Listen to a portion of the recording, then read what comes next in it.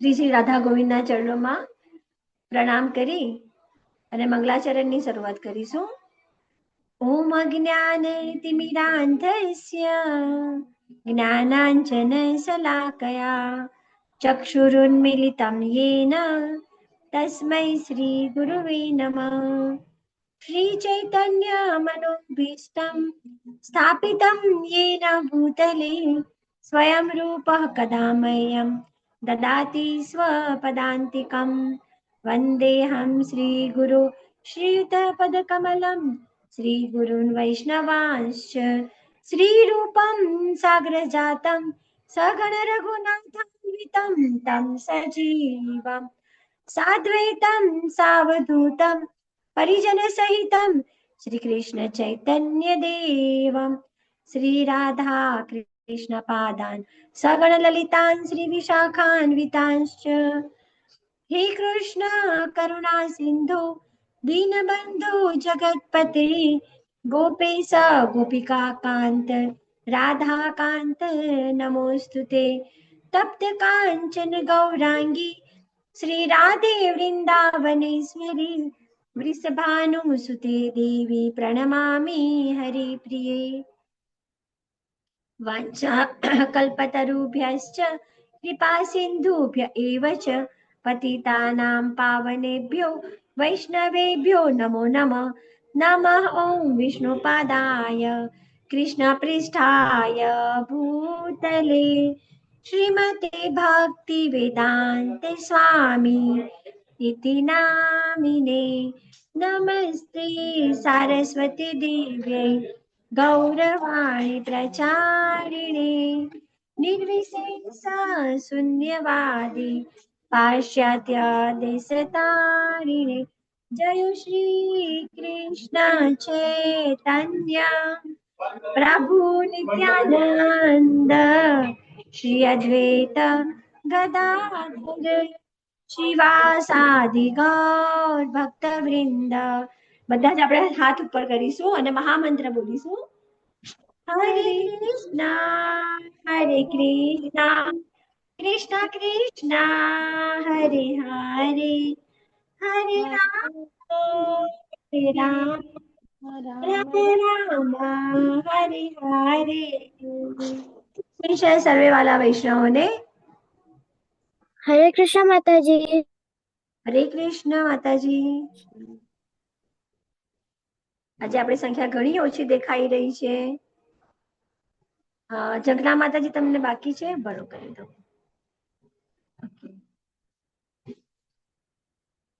ચલો એની આપણે ટાઈમ થયો છે તો આપણો ક્લાસ શરૂ કરીશું. ક્વેશ્ચન આન્સર આજે નથી કરતા બીકોઝ આન્સર આપવા માટે ખાલી ખુશી માતાજી જ મારી પાસે છે કે જે ફટાફટ મને આન્સર આપી શકશે. આજનો આપણો અધ્યાય છે અધ્યાય 13 અને ક્ષેત્રજ્ઞ. સોરી એક મિનિટ, સ્લાઇડ ખોટી થઈ ગઈ છે, વેઇટ કરી દો. સ્લાઇડ આપણે આજે 14 આવશે. હા 14 આવશે. ખોટી સ્લાઇડ થઈ ગઈ છે, કરી દો.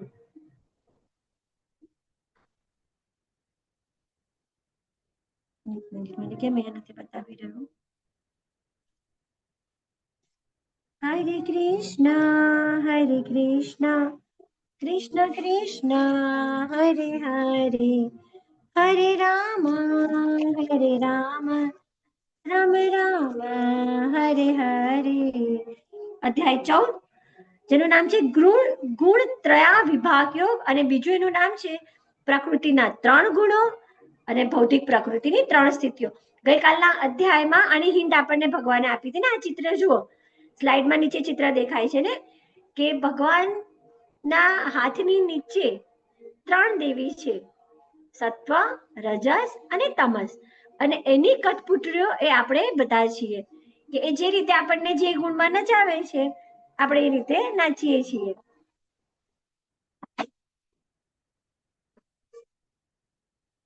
ભગવદ્ ગીતા શું બતાવે છે આપણને? તો આ 3 જે ગુણો છે ને એ ગુણો આજના અધ્યાયમાં આપણે જોઈશું કે ક્યારે આપણે કયા ગુણમાં હોઈએ છીએ. આપણે જે ભોજન કરીએ છીએ એ ભોજન પણ કયા પ્રકારનું છે, એમાં પણ આ 3 ગુણ રહેલા છે. તો એ પણ આજે આપણે જોઈશું. અધ્યાયની શરૂઆત અહીંયા ચોથા શ્લોકથી થાય છે. સર્વયોનિષુ કૌંતેય મૂર્તય સંભવિતાયા તાસામ બ્રહ્મમધ્યોનિ નિરહમ બીજ પ્રદઃ પિતા. ભગવાન એ શું કહે છે કે હું બીજ આપનાર પિતા છું. હવે જો જ્યારે પણ સૃષ્ટિનું સર્જન થાય છે તો સૃષ્ટિના સર્જન માટે માતા અને પિતા બંનેની જરૂર પડે છે. માતાના ગર્ભની જરૂર છે અને પિતાના બીજની જરૂર છે. તો આ ભૌતિક પ્રકૃતિમાં આપણે જે પણ કંઈ જોઈએ છે, સ્થાવર જંગમ, જે ભૌતિક પ્રકૃતિ છે એ બધી જ ભૌતિક પ્રકૃતિના પિતા કોણ છે? ભગવાન શ્રી હરિ વિષ્ણુ એક જ છે.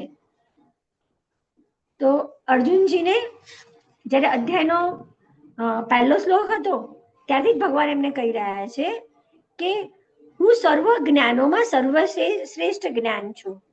બધા જે પણ મુનિજનો છે, સિદ્ધિઓ છે, સિદ્ધ લોકો છે, એ બધા મને પામ્યા છે, ત્યારે એ લોકો સિદ્ધ થઈ શક્યા છે.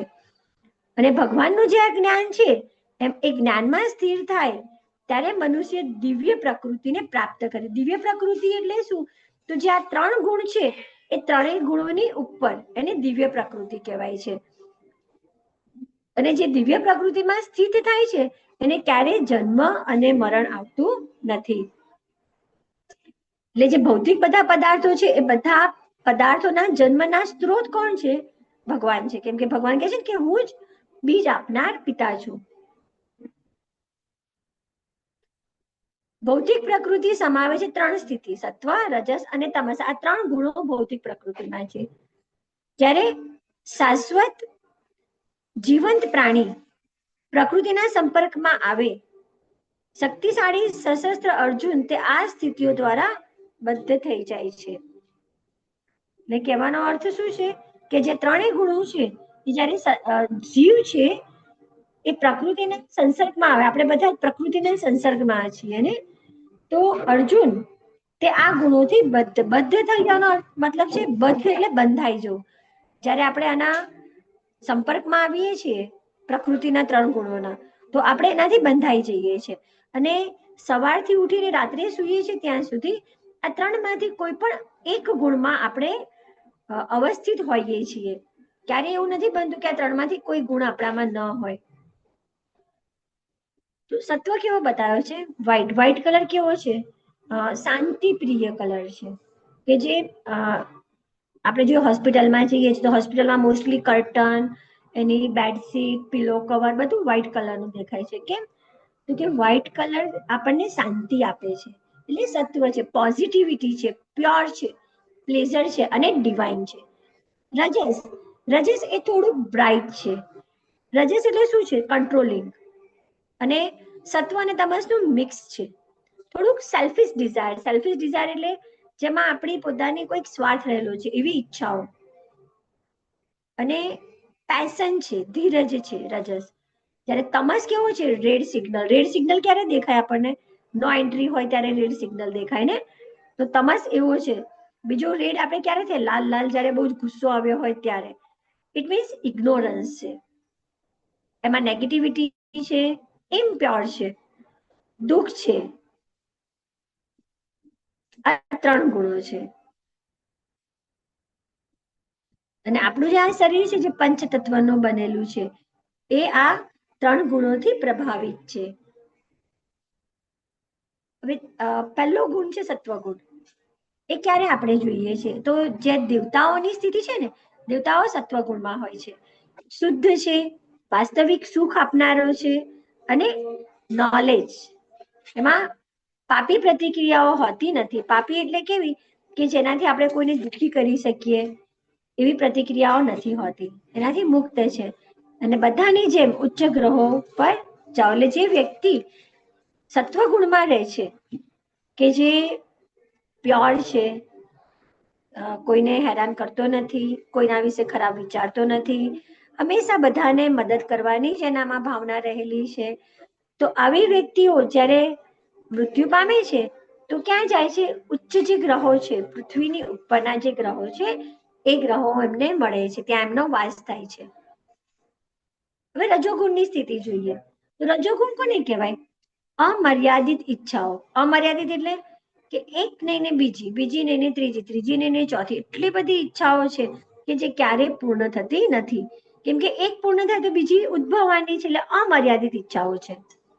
પ્રવૃત્તિઓના ફળ સાથે જોડાયેલી છે. કોઈ પણ કાર્ય, જે રજોગુણનો વ્યક્તિ હશે ને, કોઈ પણ કાર્ય કરે ને તો પહેલા શું વિચારશે કે હું આ કામ કરું, એનાથી મને ફાયદો શું થવાનો છે, મને ફળ શું મળવાનું છે. ઇવન હવે તો કોઈની સાથે મિત્રતા, જેમ કે તમે લોકો છો તો વર્ગમાં કોઈ નવો સ્ટુડન્ટ આવ્યો હોય, મિત્રતા કરવી હોય તો પહેલા જોશો કે ભણવામાં હોશિયાર છે, પછી આપણી બરોબરીનો છે, કેવો છે, આનાથી આપણને શું ફાયદો થવાનો છે, તો જ મિત્રતા રાખીએ છીએ ને. એટલે કે ફળ મળતું હોય તો જ એ ક્રિયા કરવાની. પછી કોઈને હેરાનગતિ પહોંચાડવી, ત્રાસ આપવો, પછી દુઃખી થવું, કશું નથી મળતું તો વિલાપ કરવો, લોભ, એક મળી તો બીજું મળવું જોઈએ નહીં. આપણે ગુજરાતીમાં કહેવત છે ને, આંગળી આપો તો પોંચો પકડી લે. લોભી વ્યક્તિ હોય એની આવી પ્રકૃતિ હોય છે. થોડુંક મળે, થોડાથી સંતોષાતા નથી. દુઃખમાં ફરીથી પૃથ્વી પર જન્મ લે છે. એટલે જે રજોગુણમાં વ્યક્તિ રહેલો હોય છે એ મૃત્યુ પછી પાછો પૃથ્વી પર જન્મ લે છે. કેમ કે ઈચ્છાઓ એની અમર્યાદિત છે ને, તો એ ઈચ્છાઓ પૂરી કરવા માટે વારે વારે પૃથ્વી પર જન્મ લે છે. અને તમોગુણ કેવો છે? અજ્ઞાન છે, અંધકાર છે, ગાંડપણ છે. અને એ ક્યારે વધારે ફેલાય છે? તો ઘણા, હરે કૃષ્ણ પુષ્ટિ માતાજી, ઘણાને છે ને કેવી આદત હોય કે બેસી રહેવું, સુઈ રહેવું, બધું બેઠા બેઠા જોઈએ છે, બધું સુતા સુતા જોઈએ છે, મહેનત કઈ કરવી નથી, કશું કામ પોતે કરવું નથી. પછી ઘણા વ્યક્તિઓ વ્યસની હોય છે. હવે આ વ્યક્તિઓમાં તમે નાના બાળકો પણ આવી જાઓ, તમને થાય કે વ્યસન અમે ક્યાં કરીએ છીએ, અમે ક્યાં દારૂ પીવા જઈએ છીએ કે તમાકુ ખાવા જઈએ છીએ. પણ સવારમાં ઉઠતાની સાથે ચા જોઈએ છે, કોફી જોઈએ છે, એના વગર સવાર પડતી નથી. તો એ પણ માદક દ્રવ્ય જ છે અને એ વ્યસન કહેવાય છે. તો જે તમોગુણી વ્યક્તિઓ છે એની સવાર ક્યારેય ચા વગર ને કોફી વગર પડતી નથી. પછી મૂર્ખ લોકો કે જે જ્ઞાનીઓ સાથે ઉઠતા બેસતા નથી અને પોતે જે વિચારે છે બસ એ જ સાચું, એવા મૂર્ખ લોકો હોય છે. એમની ગતિ ક્યાં થાય છે? તો નરકના ગ્રહો પર જાય છે. નરક એટલે આપણા 14 લોકમાં સૌથી નીચે છે અને આપણી પૃથ્વી વચ્ચેના ગ્રહોમાં છે. તો આ જે તમોગુણી વ્યક્તિ હોય ને એ આ પ્રકારનું. અત્યારે બધું આપણને બેઠા બેઠા મળી જાય છે ને. ખાવું છે તો ઝોમેટો સ્વિગી ઓર્ડર કરી દો તો આવી જશે. જે પણ કંઈ જોઈએ છે ઇઝીલી આપણને મળી જાય છે. ટીવીનું ચેનલ ચેન્જ કરવા માટે પણ ઊભા થવાની જરૂર નથી પડતી, એ પણ રિમોટ કંટ્રોલથી થઈ જાય છે. તો જે તમોગુણી વ્યક્તિ છે ને એ આ રીતે આનંદ અને પ્રમાદ, આળસ એનાથી જ ભરેલો રહે છે. અને એની ગતિ ક્યાં થાય છે? છેલ્લે તો નરક લોકમાં જ એને જવું પડે છે. 3 ગુણો. સત્વ કેવો છે? પ્યોર, શુદ્ધ, શુદ્ધ સત્વગુણ કહેવાય છે. રજસ એ પેશન અને એક્ટિવિટીનો છે, જ્યારે તમસ ઇગ્નોરન્સ છે. સત્વગુણમાં ક્યારે આપણે હોઈએ? તો જ્યારે આપણે સવારમાં રોજ ઉઠીએ છીએ ને તો એકદમ ફ્રેશ હોઈએ છીએ ને, તો એ સમય કેવો છે? જ્યારે વહેલા ઉઠવામાં આવે છે ત્યારે એકદમ શાંત વાતાવરણ હોય, પક્ષીઓનો અવાજ આવી રહ્યો હોય, એ આપણને સાંભળવાનો ગમતો હોય છે. અને એ સમય એવો છે કે એ દેવતાઓને પણ પ્રિય છે. એટલે કે છે ને કે સવારે મંગળા આરતીમાં ઉઠી જાઓ. કેમ?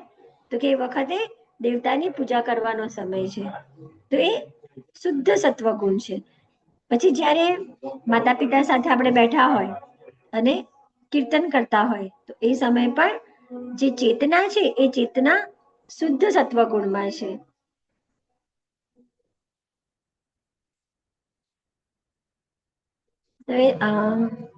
રજસ એમાં કંટ્રોલિંગ મિક્સ છે, સેલ્ફિશ ડિઝાયર છે, ઈચ્છાઓ છે, બહુ બધી ઈચ્છાઓ છે માણસની. સત્વમાં પોઝિટિવિટી છે, એટલે કે પોઝિટિવ થોટ આવે છે, પોઝિટિવ ક્રિયાઓ કરતા હોઈએ છીએ અને પ્યોર છે. પ્લેઝર છે કે જેમાં આનંદ જ છે, ડિવાઇન છે, શુદ્ધ છે. તમસ કેવો છે? ઇગ્નોરન્સ છે એટલે એમાં નેગેટિવિટી. જો ઘણાને એવી આદત હોય છે કે કંઈ પણ હોય તો પહેલું નેગેટિવ પાસું જોતા હોય છે. કોઈ પણ ઘટના બનતી હોય, કોઈ પણ વ્યક્તિ હોય, બધામાં પોઝિટિવ અને નેગેટિવ બંને પાસા રહેલા છે. જે તત્વગુણ વાળો વ્યક્તિ હશે ને એ કાયમ પોઝિટિવ પાસા જોશે. જ્યારે તમસ ગુણ વાળો વ્યક્તિ છે એ હંમેશા નેગેટિવ પાસા જોશે કે આનામાં ખોટું શું છે. પણ આપણે ક્યારે બીજાના માંથી ખોટું શું છે એ ગ્રહણ નથી કરવાનું. આપણે કોઈનામાં પોઝિટિવિટી શું છે, દરેક વ્યક્તિમાં ભગવાને સારો ગુણ આપ્યો છે અને ખરાબ ગુણ આપ્યો છે. તો ખરાબ ગુણ ન જોતા એનામાં સારું શું છે એ સારું જોવાનું છે, એ સારું ગ્રહણ કરવાનું છે. જો તમને ખબર હોય તો દત્તાત્રેય, આ ભગવાન વિશે કોઈ સાંભળેલું છે? દત્તાત્રેય, હેન્ડ રેઝ કરો. દત્તાત્રેય ભગવાન બ્રહ્મા, વિષ્ણુ અને મહેશ ત્રણેયના અવતાર હતા. કોઈ નથી સાંભળ્યું દત્તાત્રેય ભગવાન વિશે? જેની દવે, મેઘના માતાજી, ખુશી માતાજી, વીર પ્રભુજી. જી હા, સાંભળ્યું છે તમે? જી નથી સાંભળ્યું? અચ્છા અચ્છા. આપણા વેદોમાં એમનું વર્ણન છે. માતા અનસુયાના પુત્ર હતા દત્તાત્રેય ભગવાન. એમનામાં એક ખૂબી હતી. આપણા જે ભાગવતમ છે ને, ભાગવતમમાં પણ દત્તાત્રેયનું વર્ણન કરેલું છે. એમનામાં સત્વગુણ હતા, પોઝિટિવિટી હતી. એ શું જોતા હતા? પ્રાણી હોય, પક્ષી હોય, ઇવન આપણે જે 5 એલિમેન્ટ છે ને, પૃથ્વી, અગ્નિ, વાયુ, જળ, આ બધામાંથી એમણે પોઝિટિવિટી લીધી છે. કે પૃથ્વી છે તો એની શું પોઝિટિવિટી છે, વાયુ છે તો એનામાંથી કયો સારું ગુણ છે. જેમ કે વાયુનો ગુણ મને યાદ છે કે વાયુ, હવા જ્યારે પસાર થાય છે, જો કોઈ ફૂલ પાસેથી પસાર થશે ને તો એનામાં ફૂલની સુગંધ આવશે. અને કોઈ કચરાના ઢગલા પાસેથી પસાર થશો તો એ હવા દુર્ગંધ મારતી હશે. પણ એ વધારે સમય ટકી નથી રહેતું ને, થોડેક આગળ જશો એટલે સ્મેલ ગાયબ થઈ જાય છે. એટલે હવા કોઈનો પણ સારો ગુણ હોય કે ખરાબ ગુણ હોય એને વધારે સમય પોતાની પાસે રાખતી નથી, તટસ્થ રહે છે. ભગવાને આપણે ભગવદ્ ગીતામાં પણ એ જ કીધું છે ને, સુખ અને દુઃખ એ તો ચાલ્યા કરવાના છે, પણ આપણે કેવું રહેવાનું છે? એમાં સમભાવ, તટસ્થ રહેવાનું છે. તો જે પણ આપણી પાસે છે, દત્તાત્રેય રીતે જ કરતા હતા. પ્રાણીઓ પાસેથી, પક્ષીઓ પાસેથી, ઇવન કીડી પાસેથી, માણસના બાળક પાસેથી, બધા પાસેથી એમણે એક એક એક પોઝિટિવ ગુણ લીધો હતો. અને 24 ગુરુ એમણે બનાવ્યા હતા. કોઈ માણસને ગુરુ નહોતા બનાવ્યા, પણ બધા પાસેની જે પોઝિટિવિટી હતી એ પોઝિટિવિટીનો ગુણ ગ્રહણ કર્યો હતો અને પોતાના ગુરુ બનાવ્યા હતા. કહેવાનો અર્થ અહીંયા એક જ છે કે જેનામાં પણ પોઝિટિવિટી છે એ જુઓ. તો તમે જ્યારે પોઝિટિવિટી જુઓ છો તો તમે પોતે સત્વ ગુણમાં છો એ સમયે. અને જો કોઈનામાં તમે માત્ર ને માત્ર નેગેટિવિટી જુઓ છો કે આનામાં આ ખરાબ છે કે આનામાં પેલું ખરાબ છે, તો પછી તમને એ જે નેગેટિવિટી જોવાની આદત છે ને એ તમારા સ્વભાવમાં આવી જાય છે. એના કારણે કયા ગુણમાં થઈ જાઓ છો તમે? તમસમાં. આપણી જે આત્મા છે ને એ આત્મા એ આ 3 ગુણોથી બંધાયેલી છે. અને એ શું કરે છે? ત્રણ ગુણો આત્માને પોતાના તરફ ખેંચે છે. જ્યારે આપણે સવારે ઉઠીએ ને તો આપણે સત્વગુણમાં હોઈએ છીએ. પછી જેમ જેમ દિવસની આપણી શરૂઆત, દિનચર્યાની શરૂઆત થાય, ધીમે ધીમે આપણે રજોગુણમાં જતા રહીએ છીએ. અને જે સમયે આપણને બહુ જ ક્રોધ આવે છે કે આપણા વિચારોમાં નકારાત્મકતા આવે છે, તો એ સમયે તમોગુણ તરફ આપણે ખેંચાઈ રહ્યા છે. એટલે જ્યારે જ્યારે હવે કાલે સવારે ઉઠો ને ત્યારથી તમારું સેલ્ફ ઓબ્ઝર્વેશન કરજો કે સવારમાં તમે ઉઠ્યા તો તમારા માઇન્ડમાં થોટ શું છે, તમે ખુશ છો, તમે ભગવાનની પૂજા કરી, માળા કરી. પછી જ્યારે તમારા દિવસની શરૂઆત થાય છે તો તમારી ડિઝાયર, તમારી ઈચ્છાઓ શું થાય છે? આજે કંઈક ખાવાની ઈચ્છા થઈ ગઈ, આજે કંઈક રમવાની ઈચ્છા થઈ ગઈ, આજે કંઈક મૂવી જોવાની ઈચ્છા થઈ, કે પછી મોબાઈલ રમવાની ઈચ્છા થઈ. અને ક્યારે ક્યારે ગુસ્સો આવે છે કે ક્યારે કોઈનામાં કંઈક ખોટું દેખાય છે, તો એ ટાઈમે ઓબ્ઝર્વેશન કરજો કે તમે કયા ગુણમાં છો. આ 3 ગુણ બધાને સમજાઈ ગયા? હા જેનિત, પર જેનિત માતાજી. હેન્ડ રેઝ છે તમારો, બોલો.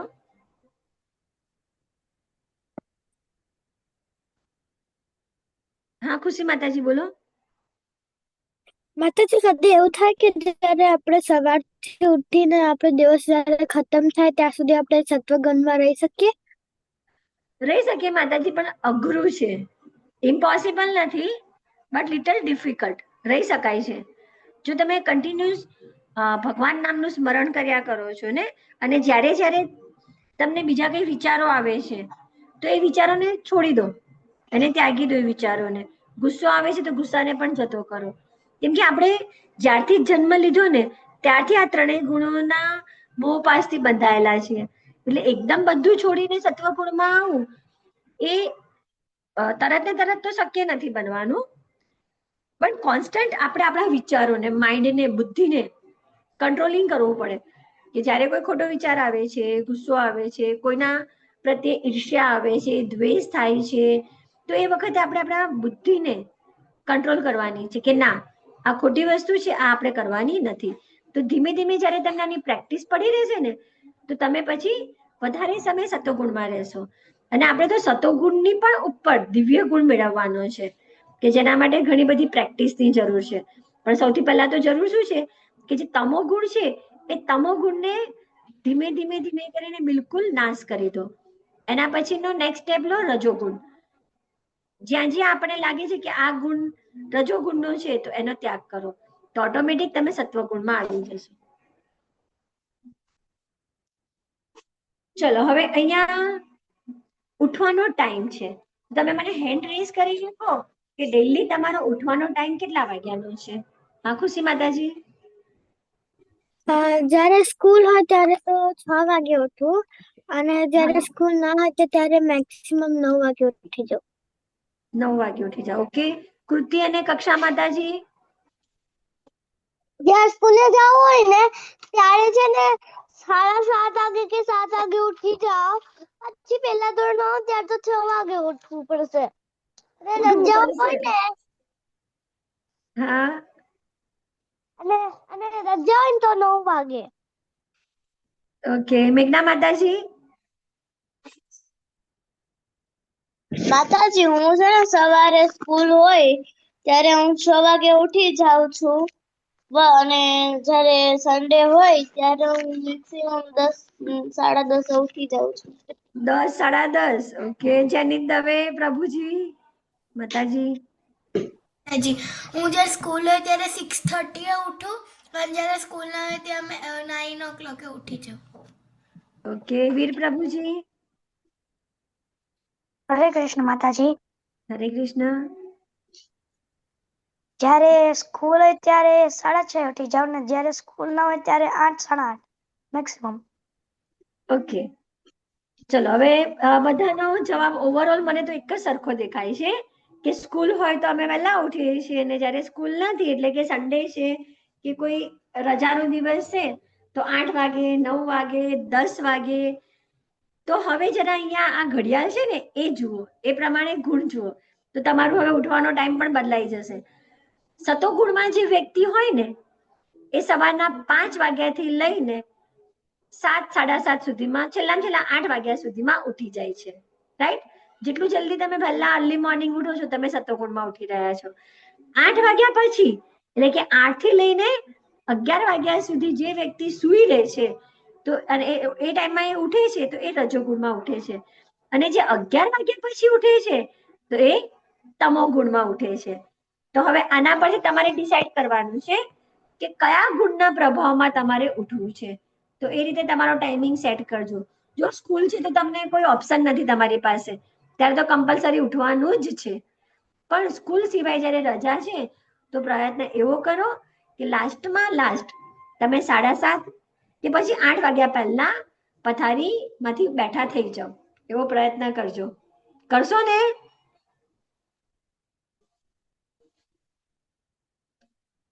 પછી જો કોઈ વ્યક્તિને આપણે ઓળખ પસંદ કરવી હોય ને કે આ વ્યક્તિ કયા પ્રકારની છે તો એ કઈ રીતે ખબર પડે? જનરલી જો આપણે કોઈના ઘરે જતા હોઈએ ને તો એમના ઘરમાં બુક્સ પડી હોય ને તો તમે બુક્સ જુઓ કે કયા પ્રકારની બુક છે એમના ઘરે. તો એના પરથી એ વ્યક્તિનો કયો ગુણ છે એ તમને ખબર પડશે.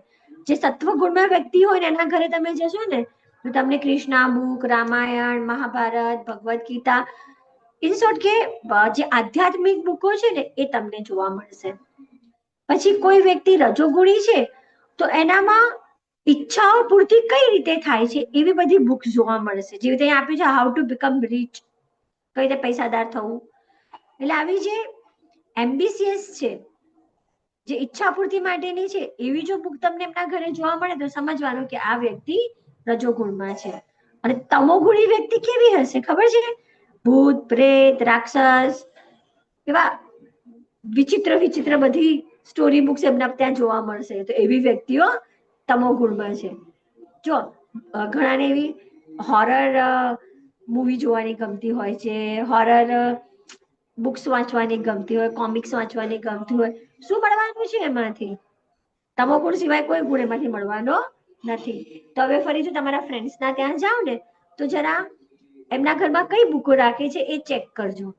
તો તમને ખબર પડશે કે આ કયા ગુણમાં છે અને આપણે કયા ગુણમાં છે. તો આપણા ઘરમાં પણ આપણે આ બુકો જ રાખવાની છે. કોઈ પણ ગેસ્ટ આવે છે તો એવી રીતે બુક રાખો કે કોઈ પણ ગેસ્ટ આવે છે તો એને ટાઈમ સ્પેર છે. ધારો કે તમારા મમ્મી પપ્પા ઘરે નથી, કોઈ મમ્મી પપ્પાના કોઈ ફ્રેન્ડ આવ્યા અને બેઠા, તો તમે તો શું બહુ વાતો કરી શકો? ના કરી શકો ને.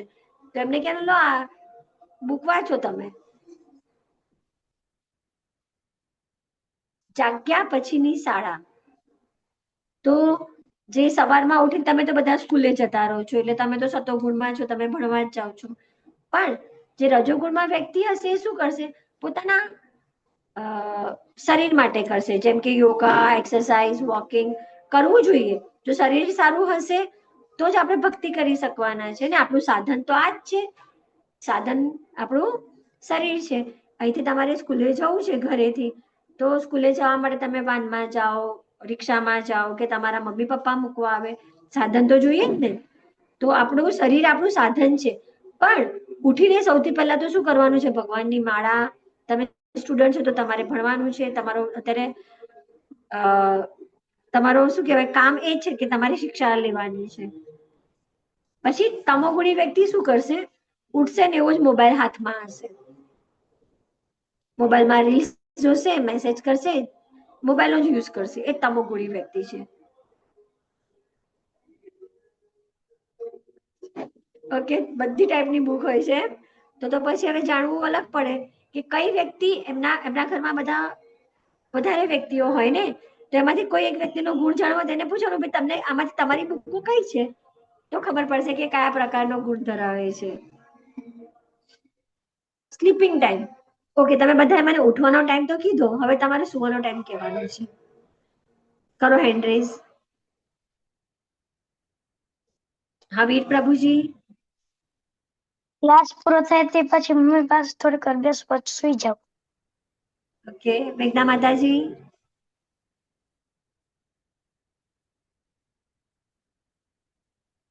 બોલો મેઘના માતાજી, તમારું માઇક અનમ્યુટ કરો. માતાજી, હું 9 વાગે અથવા 10 વાગે તો સુઈ જ જાઉં છું. બહાર જવાનું થાય ત્યારે વાગી જાય છે થોડું મોડું. અચ્છા. ખુશી માતાજી. માતાજી, જયારે સ્કૂલ હોય ત્યારે હું 9, 9:30, 9 જેવું સુઈ જાઉં અને જયારે હોલિડે હોય ત્યારે 10 કાં તો 11 વાગે જેવું સુઈ જાઉં. ઓકે, જનિત માતાજી. જ્યારે મારે સ્કૂલ જવાનું હોય ત્યારે હું 10 થી 11 o'clock સું, અને જ્યારે રજા હોય ત્યારે બી 10 થી 11 o'clock જ સું. ઓકે, સરસ. જો તમે બધા ઓલમોસ્ટ 9 થી 10 ની વચ્ચે સુઈ જ જાઓ છો. સવારે વહેલા ઉઠવાનું હોય છે ને, એટલે આ ટાઈમે સૂવું જ પડે તો સવારે વહેલા ઉઠી શકાય. તો તમે જો 9 વાગે 10 વાગે સુધીમાં સુઈ જાઓ છો તો તમે સતોગુણમાં છો. જે 11 વાગે સુવે છે કે 11 વાગ્યા પછી સુવે છે એ રજોગુણમાં સુવે છે. અને જે લોકો અડધી રાતે 2 વાગે 3 વાગે, ઘણા તો સવારે 4 વાગે સુવાનો ટાઈમ હોય છે. આખી રાત એમની બીજી બધી એક્ટિવિટી ચાલતી હોય. ખરેખર રાત શેના માટે છે? આપણી સુવા માટે જ છે ને. તો અર્લી આપણી કહેવત છે ને, જે રાત્રે વહેલા જે સુવે વહેલા ઉઠે વીર, બળ બુદ્ધિ ને ધન વધે, સુખમાં રહે શરીર. પહેલાના જે આપણા લોકો હતા, જયારે ઇલેક્ટ્રિસિટી નહોતી, તો એમનો સમય કઈ રીતે ચાલતો હતો? સૂર્યપ્રકાશ પર.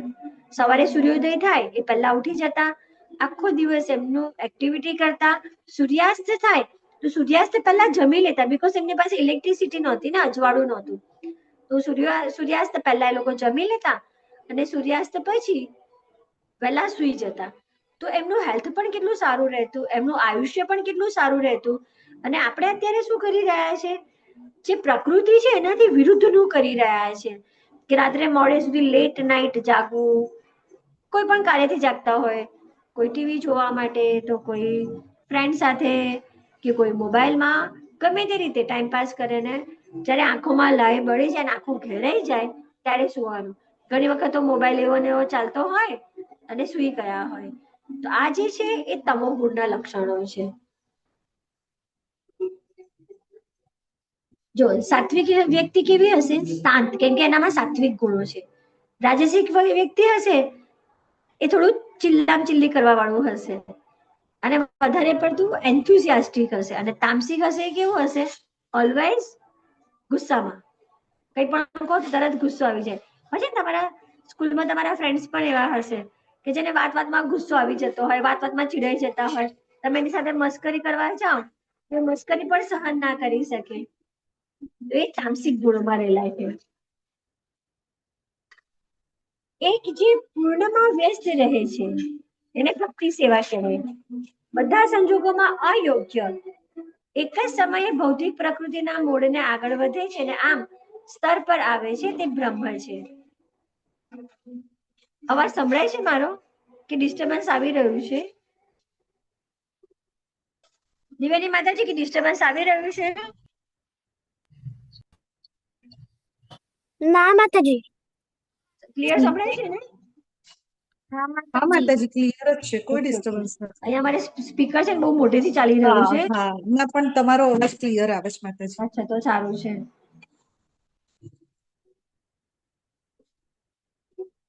ચલો આપણે આ વાલ્મીકીની એક વાર્તા તમને કહું છું.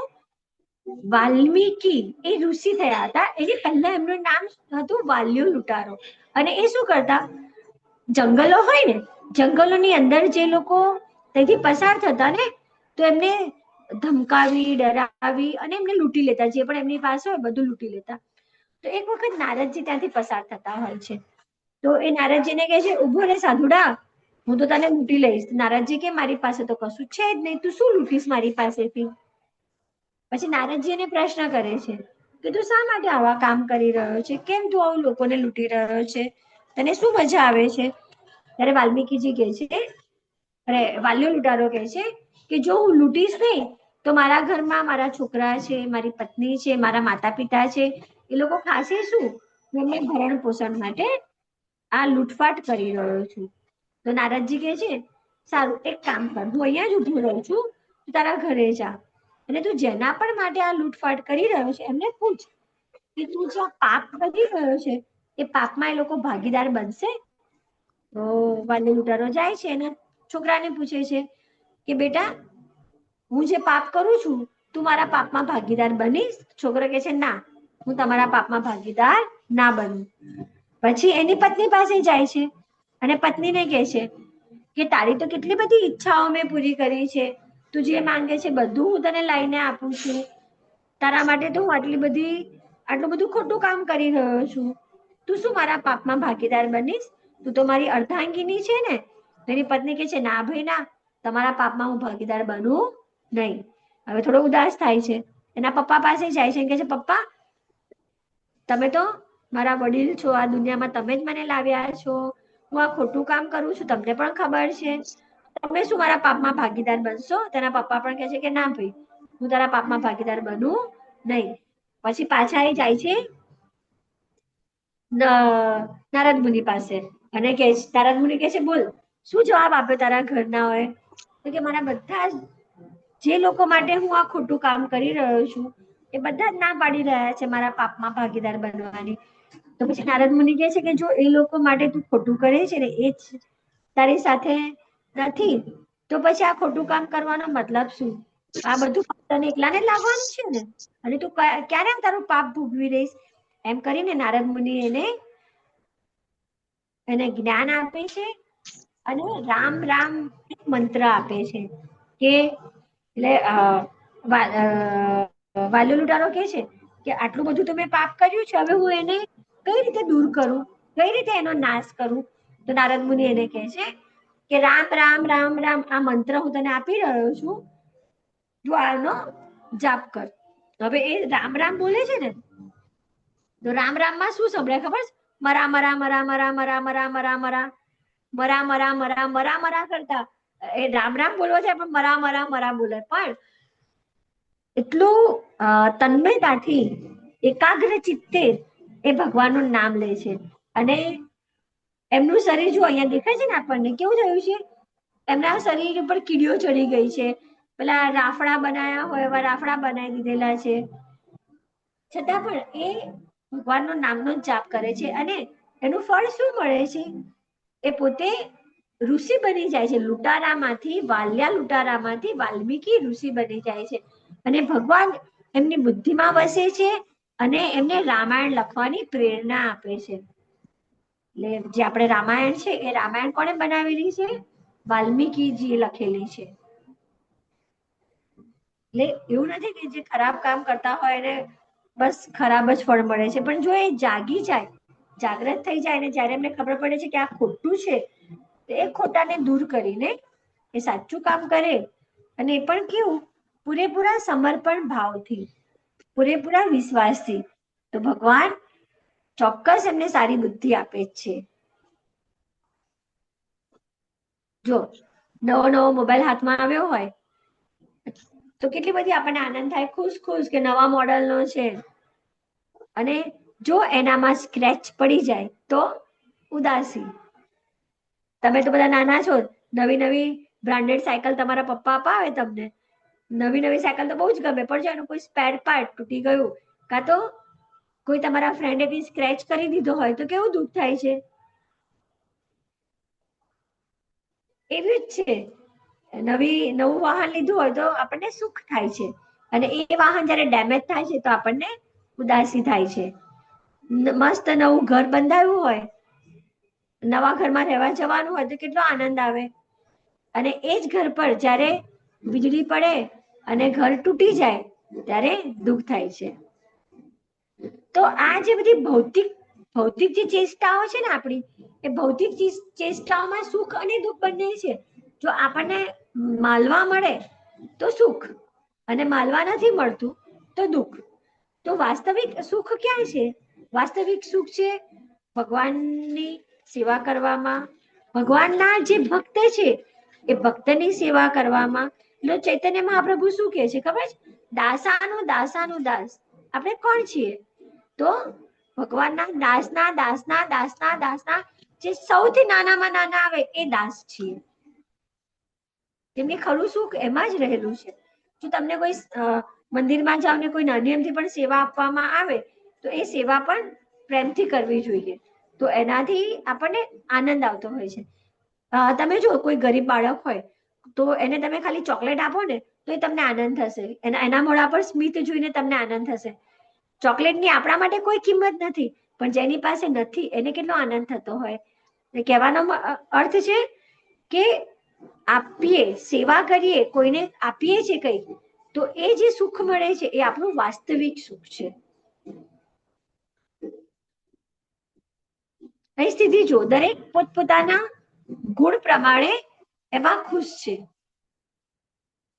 મધમાખી છે તો એ ડંખ મારશે, શ્વાન છે તો એ મસ્ત એના પાણીમાં એને આનંદ મળે છે. મિત્ર સાથે સત્વગુણમાં જો સિંહ છે પણ એ જયારે મિત્ર છે તો સત્વગુણ છે, એનાથી બીને દોડવું પડે છે તો રજસ છે, અને જયારે સપનામાં એને બીવડાવે છે ત્યારે તમસ ગુણ રહેલો છે. હવે જો સાત્વિક ડાયટ, સાત્વિક ભોજન ખાવાનું તો આપણે બધા જ ખાઈએ છીએ. હવે જયારે ખાઈએ છીએ ને તો આપણે શું ધ્યાન રાખવાનું છે કે શું આપણા શરીરની અંદર જઈ રહ્યું છે? આપણું શરીર કોઈ ડસ્ટબિન નથી કે જે આવે બધું નાક જ કરવાનું અંદર. ઘણાને આદત હોય છે એવી, ખાવાનું શું છે એ જોવાનું નહીં, ક્યાંથી આવ્યું એ જોવાનું નહીં.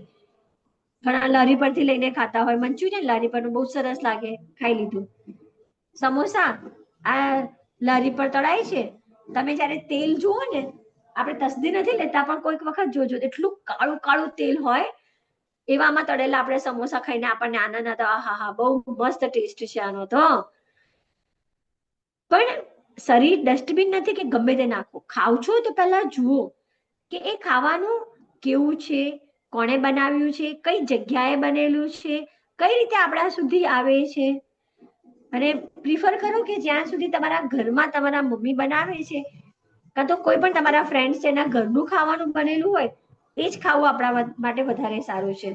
જે પ્રમાણેનો ખોરાક લો છો ને, ગુણ પણ એવા જ બને છે. Garbage in garbage out. What is GIGO? તો આ એક આઈટી નો વર્ડ છે, ઇન્ફોર્મેશન ટેકનોલોજીનો વર્ડ છે, કે એમાં જેવું નાખવામાં આવે એવું જ બહાર નીકળે છે. એટલે આપણે આપણી રીતે શું અર્થ લેવાનો છે કે જે રીતનું ભોજન આપણે ખાઈશું એ પ્રમાણે જ આપણા ગુણો બહાર આવવાના છે.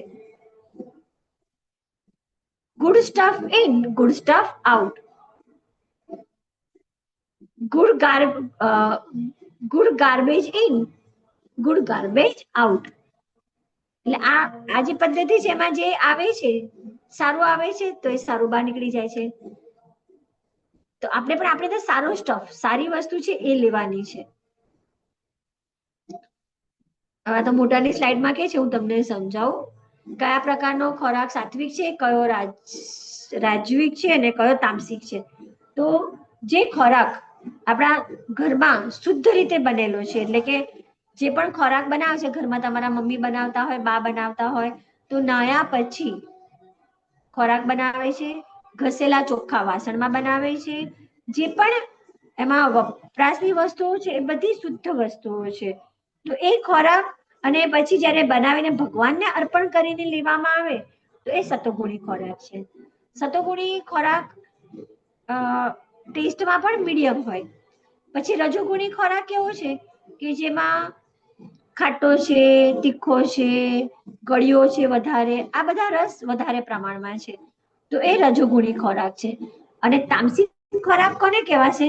ઘણાને જો બહુ જ તીખું તીખું ખાવા જોઈતું હોય, તમે તો હજી નાના છો, તમે તો બહુ તીખું નહીં ખાઈ શકતા હોય, પણ તમારા આજુબાજુમાં તમારા વ્યક્તિઓ હોય ને, વડીલ વ્યક્તિઓ જોવાના, એટલું બધું તીખું ખાશે, એટલું બધું તીખું ખાશે કે આપણે જો ખાવા જઈએ તો આપણા તો આંખમાં ને નાકમાંથી પાણી નીકળવા માંડે. પછી ઘણાને સ્વીટ એટલું બધું ભાવતું હોય, બસ ગળ્યું ને ગળ્યું જ ખાધે રાખે, પણ આગળ જતા એમને ડાયાબિટીસ થઈ જતો હોય છે. પછી અત્યારે તો આપણી પાસે ફ્રીજ છે, તો આપણે શું કરીએ? ખાવા વધ્યું છે, ફ્રીજમાં મૂકી દો, જ્યારે ખાવું હોય તો ગરમ કરીને ખાઈ લો. તો એ જે ફ્રીજમાં મૂકીને ગરમ કરીને ખાવ છો તો એ પણ ખાવાનું વાસી થઈ ગયું કહેવાય.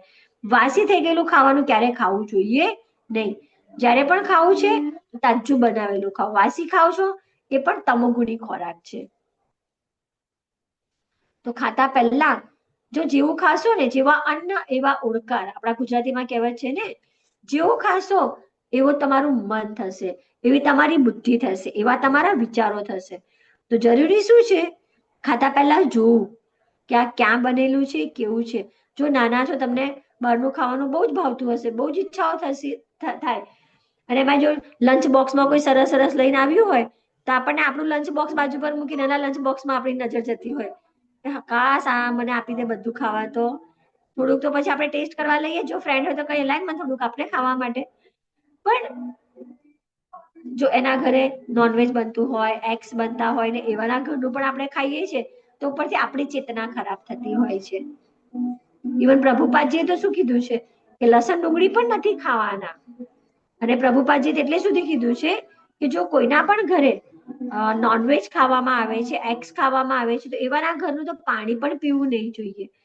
કેમ કે તમે એવાના ઘરે જો પાણી પીવો છો ને તો એ ચેતના તમારી બગડી જાય છે. સુધારતા આપણને બહુ સમય લાગશે, પણ બગાડવામાં બિલકુલ વાર લાગતી નથી. તો આપણી જે શુદ્ધ ચેતના છે, આપણે સતોગુણમાં રહેવું છે, તો નાનામાં નાની વાતનું ધ્યાન રાખવાનું છે. અને એ નાની વાતનું શરૂઆત ક્યાંથી કરવાની છે? ખાવા પીવાથી શરૂઆત કરવાની છે. બધું ભાવે, જો ઇન્દ્રિયોને તો બધું જ જોઈશે, પીઝા મંચુરિયન ને પાસ્તા નૂડલ્સ ને બધું જ જોઈશે આપણી ઇન્દ્રિયોને. એ ક્યારેય સંતૃપ્ત થવાની નથી. પણ તમારે એવું ખાવું છે તો મમ્મીને કહો, મમ્મી ઘરે બનાવીને આપણે ઘરે બનાવેલું ખાઈશું. તો ચોક્કસ તમારા મમ્મી બહુ ખુશી ખુશીથી તમને બનાવીને ખવડાવશે. તો હવે જ્યારે પણ બહાર ખાવા જાઓ છો તો ખાસ ધ્યાન રાખીને જજો કે ત્યાં, જો આપણે ગુજરાતમાં તો કેવું છે મોટા ભાગે આપણને બધે વેજીટેરિયનની હોટલ મળી જતી હોય છે, પણ જ્યારે ગુજરાતની બહાર જઈએ તો આપણને થોડું અઘરું પડતું હોય છે કે ત્યાં વેજ નોનવેજ ભેગું જ હોય છે. તો એવા સમયે ન ખાવું એ વધારે સારું છે. ફ્રૂટ ખાઈ લેવું, કાં તો દૂધ મળે કે લસ્સી મળે, દહીં મળે તો એનું સેવન કરી લેવું. પણ જ્યાં આપણી ચેતના દૂષિત થતી હોય એવી જગ્યાએ તો ખાવું જોઈએ જ નહીં. એવું પ્રભુપાદજી આપણને ના પાડેલી છે. અને આપણા ભગવદ્ ગીતામાં પણ ભગવાને ના પાડેલી છે કે વાસ મારતું, દુર્ગંધ મારતો ખોરાક તો ક્યારે ખાવો જોઈએ નહીં. અહીં આપણો અધ્યાય આજનો પૂરો થાય છે. ગુણત્રય વિભાગ યોગ.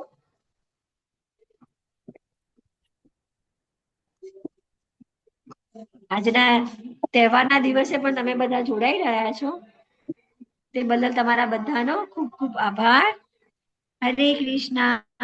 આજે કોઈની ક્વેશ્ચન છે?